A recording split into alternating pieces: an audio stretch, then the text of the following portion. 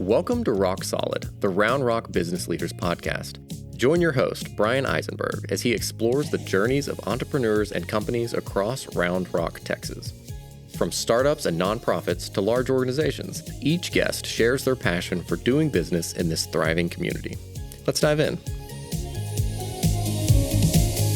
Welcome to Rock Solid. I'm Bryan Eisenberg, and I'm here with Jessica Scanlon from Hot Dog Marketing. And I'm just going to dive right into the big question. Hot Dog Marketing? How did you come up with that name? Where did we get the name? That is the number one frequently asked question. Yeah. I have dachshunds, and that's where the name came from. When I had the idea for the company, it was 2008. I was not yet married to my wonderful husband, Neil. Mm-hmm. We were living in Austin, and I was doing some freelance work, and I needed to set up a DBA. And I remember walking out of our apartment, second bedroom, and I was like, what if I called it Hot Dog Marketing? And he looked at me and said, it's a really stupid name. It should be something like your last name and associates or something like that. I was like, oh, I don't know. I mean, it kind of sounds like the kind of company I'd like to work for someday. And that's what I ended up registering, and here we are now. How many years ago was that? 2000. You're going to make me do math? 2008. That was 17 years ago, and I officially left corporate America in 2012 to do this full time. That's awesome. It's funny because my mentor, who is one of the reasons I'm down here, used to do all the marketing for the Wiener Dog races down in Buda. Oh.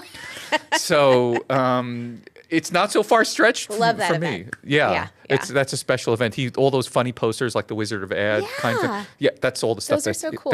that he was doing. Yeah, so that's awesome. Kind of a interesting kind of little twist there. I am familiar. Yeah.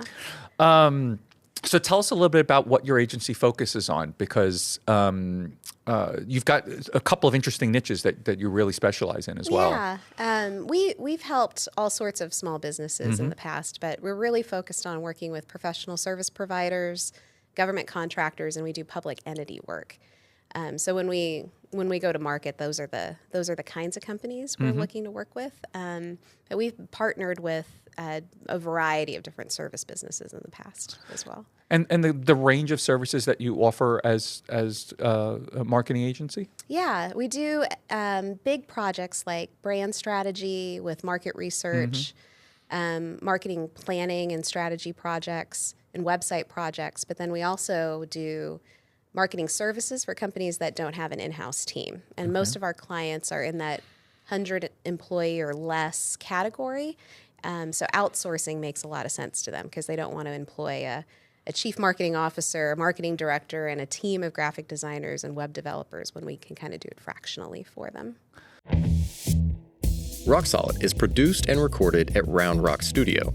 Located right here in Round Rock, our state-of-the-art studio is built for podcasters and creatives alike. We offer multiple professionally designed podcast sets, top-notch recording gear, and a full photography studio ready for any project. Whether you're launching a new podcast or upgrading your existing one, we can help with multi-camera recording, editing, and everything you need for success. Record with us at Round Rock Studio, your local podcasting partner.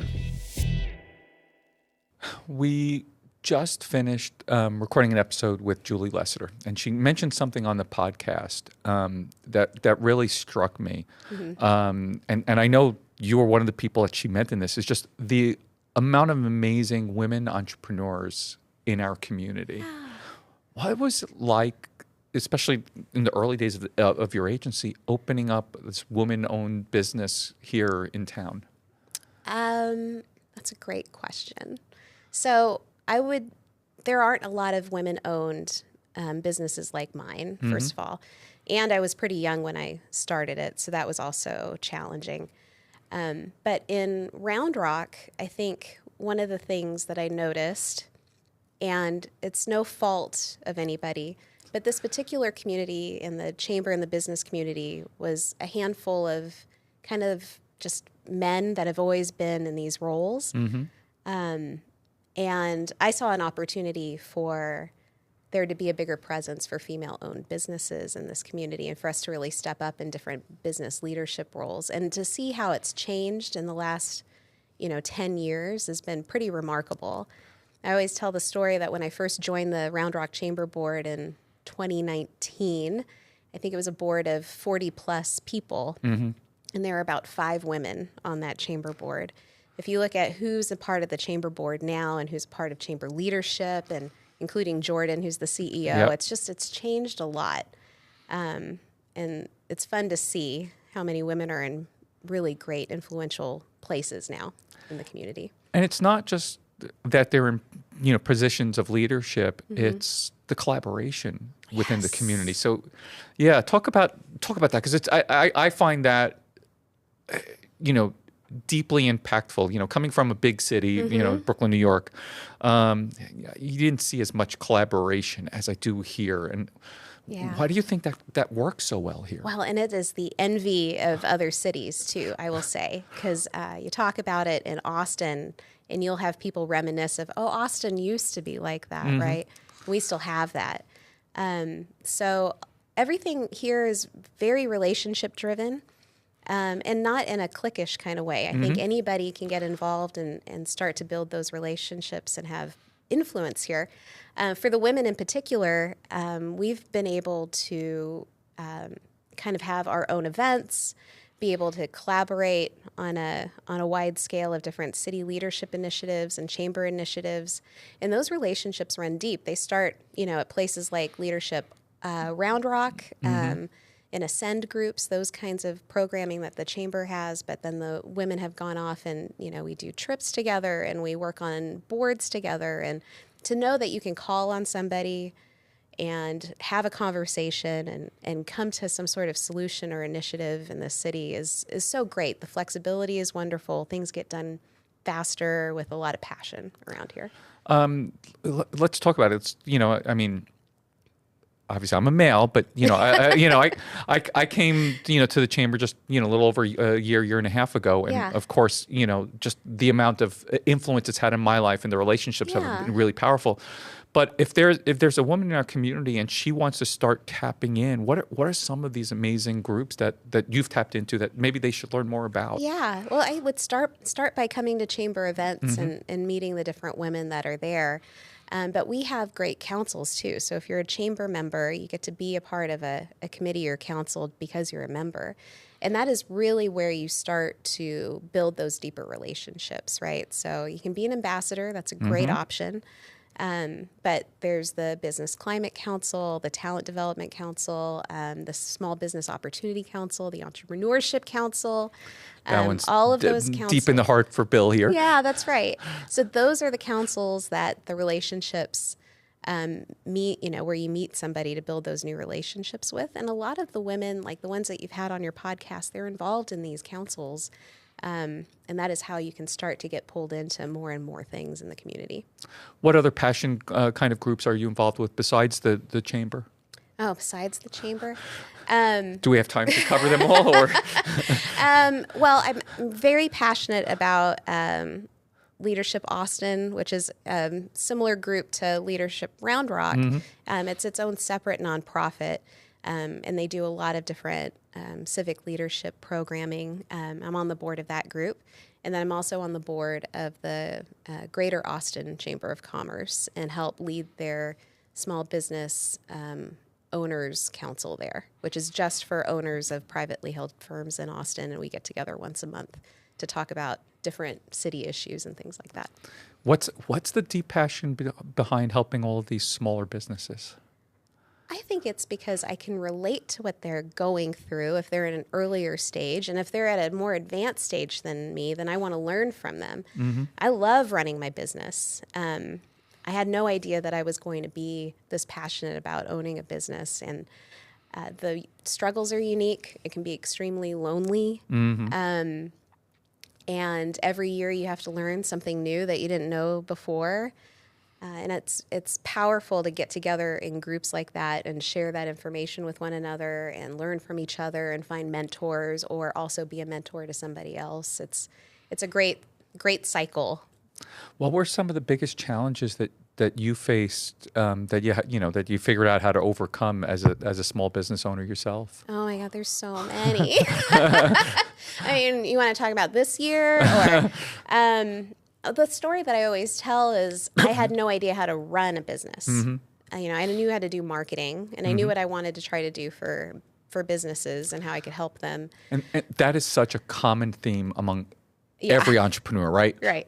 The baker loves to bake, but has no idea how to run a bakery. That's right. And we see it all the time. That was, Michael Gerber's The E-Myth, the whole principle behind it.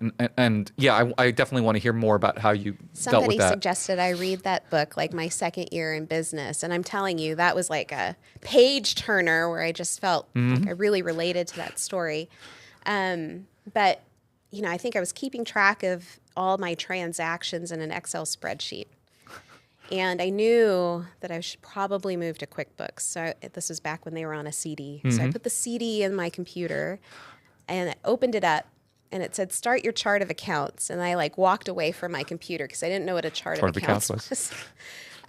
So I went to, this was through the city of Austin, a free accounting course. And had to take that. And then I took a QuickBooks course. And then I finally went back to that CD-ROM and set up QuickBooks. And, I have had to teach myself all the business basics along the way. And I'm still learning how to run a business. It's a challenge. And I imagine in today's environment in a marketing agency, there are elephants in the room that come after you. And obviously the big one I would assume is AI today with a lot of your clients. How are you looking at that and helping clients navigate this world of AI? Oh, I think AI is something that we need to embrace. I will tell you, when it first started rolling out, I was really frustrated with the idea of us having to learn another new thing as a marketing agency. And a million new tools that come with it. That's right. Too many options, and what are we going to do about it? It could feel overwhelming. It is a lot. And as a marketing agency, you're already having to learn Google and all their changes, or the meta algorithm changes. That's right. There's always something. The latest TikTok dance. That's right. Yeah, that's right. So with AI, we didn't really do anything with it initially. And in that year, the year that ChatGPT launched, we went to a marketing conference as a team. And I met someone there, and he said, if your agency can be the first or one of the earlier adopters of this, and you figure out the right way to use it, it'll be a game changer for you guys.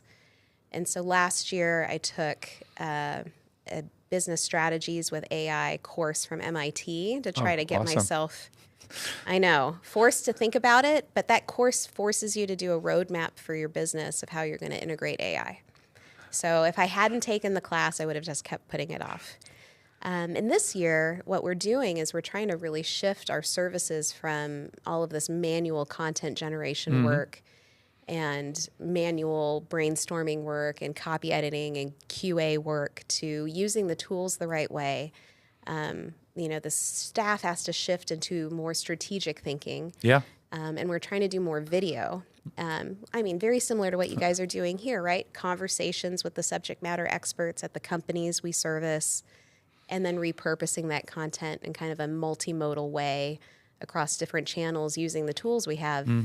And I think the shift in focus is going to make for more effective content marketing, but it'll make us smarter and it'll make us more efficient. So I tell this story. I got here to Texas through content marketing. My mentor started, it was an episode we recorded with Monica Ballard.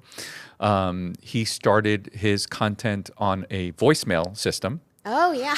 that eventually migrated to a daily fax. Okay. And then eventually went to email and then became New York Times and Wall Street Journal bestselling books, The Wizard of Ads trilogy. Yeah. He's been doing it over 30 That's years, awesome. Right?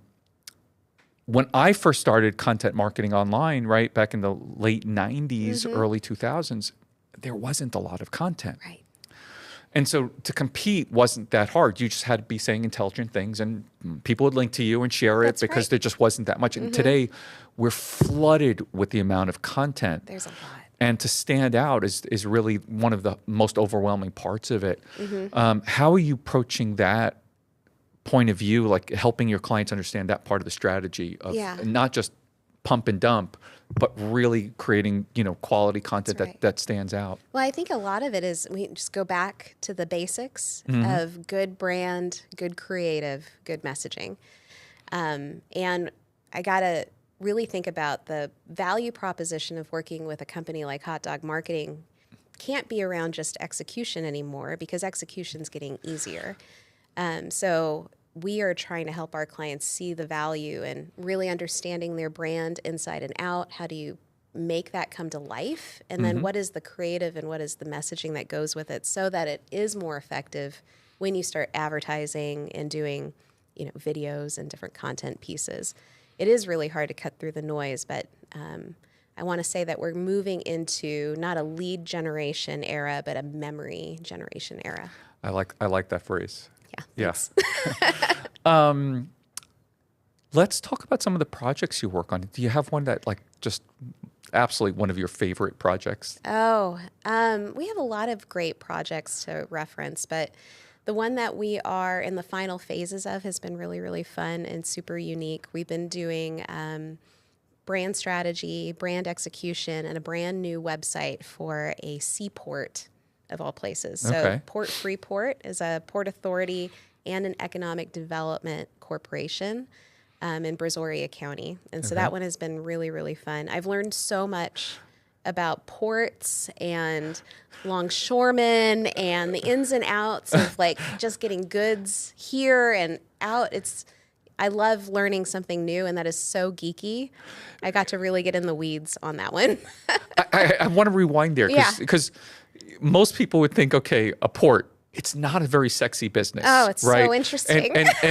And marketing really is about trying to make things sexy. How are you taking, and I love boring industries. Yeah. How are you taking that boring and making it interesting for the marketplace? Well, they have a couple of audiences, right? They have the community in which they serve. They are a taxing entity. So there's some messaging that has to go out to the community, but primarily they are trying to attract businesses to set up shop on their port, right? Okay. They have car dealers, or not car dealers, car brands that use their port, for example.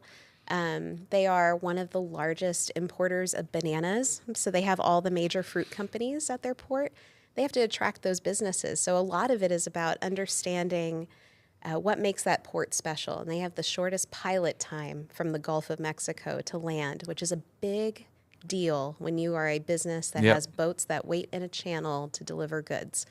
And so you start learning about all those different interesting things and talk to the people, do business with the port and the employees that work there, and you get to come up with what is sexy messaging and imagery, and suddenly this port looks super interesting to people. Let's take a different direction. Yeah. Obviously you've been in Round Rock for quite a while, worked on a bunch of different projects. As a marketing agency, I want your critique, positive or negative, on our Round Rock social media team, the City of Round Rock social media team. That's dangerous. My husband works there. Okay. The City of Round Rock has the most exceptional public information team in the country. They win a lot of awards. But they are on top of it, and they have the staff to do it, which is amazing. So the city has prioritized that public information piece, assigned the budget to a team so that they can have people everywhere. I mean, other cities are envious of this. Yeah, and it's not just putting out content; it's getting through memory, right? That's right. They're having fun with a lot of this. They capitalize on social trends. They come up with great stuff in advance. My husband works on their long form videos. So when they do their informational budget video of the year, it's always funny. It's always something that people will actually watch so they can understand the budget. It is amazing what they're able to do. Yeah, I will definitely want to get them on the podcast at some point because, it's something to be proud of as part of this community. My social media team for the city is way better than any city you live in. That's true. Yeah, and you think a lot of cities don't prioritize it, so they'll have one or two public information officers who can barely keep up with what's going on. But this city has, someone helping at the library, helping at the sports centers, helping at City Central, right? At the police department. So all of that information is actually getting out, which is great. Yeah, I mean, one of my favorites was the use of the Joe Dirt clip around July 4th. If you don't know it, you need to go check it out, please. That's right, yeah. They understand their audience. They definitely understand their audience here. Talking about our love for Round Rock, what's some of your favorite places around town? Oh, gosh. You will find me, if I have time, at Salt Traders, having a drink and some snacks, or Urban Rooftop, having a drink and some snacks. Those places are exceptional. And then, I'm a mom, so I'm usually out with my daughter. She's at a Round Rock ISD middle school, and then she does Kung Fu here in Round Rock. So you'll find us at those spots more often, probably. Yeah. If there is a business that needed a little more marketing, maybe a little shout out that you love here, what would it be? Oh, that's a tough one. I would say if you haven't checked out Urban Rooftop, it is a special place that we have something that nice with the cocktails that nice. I don't think people understand how special that place is and how much thought and effort they've put into a really nice menu and have mixologists there. And I see sometimes on social media, people are surprised when they finally go how nice it is. And I wish I was spending more time there, actually. You and Dina, probably. Yeah. I'll just meet her there. Yeah, we just have to plan it. Maybe we need a reunion for all podcast guests, and we'll just have to do it there. I think so. I think that sounds like a really good plan. Bill, that's on you, okay? Yeah, that would be great, right? If people want to learn more about you and get in touch with you, how would they do that? Oh, it's really easy to contact us through the Hot Dog Marketing website, which is hotdogmarketing.com. But I'm very active on LinkedIn and love connecting with people there too. So just find me on LinkedIn. Awesome. Thank you so much. Yeah, thank you.